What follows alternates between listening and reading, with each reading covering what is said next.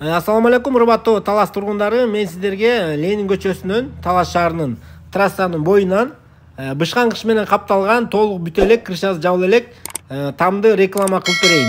Дарегин жакшылап түшүнүп алыңыздар. Мынакей трассаны баарыбыз билебиз, Маяковский көчө. Мирай курулуш дүкөнүнүн жанында Маяковский көчөдөн эле күн чыгыш тарапты көздөй кеткенде 100 метрдей эле болжол менен 100 метр өткөндө эле оң тарапта ушул толук бүтө элек тамды көрө аласыздар. Бул жак бетинде подвал, погреб бар экен. Үйдүн жалпы размери менимче болжол менен так санаган жокмун, 12 14. Ичинин баарын полистирол бетон менен сразу эле жылуулап, утеплениясын баарын кылып кеткен экен.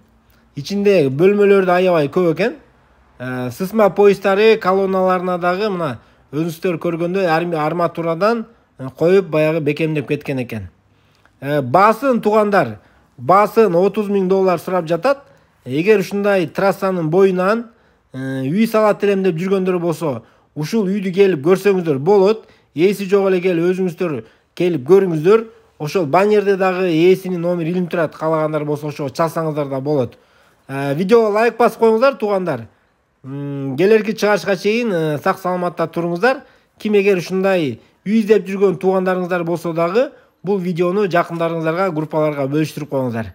Анда эмесе келерки чыгышка чейин сак саламатта аман эсен туруңуздар.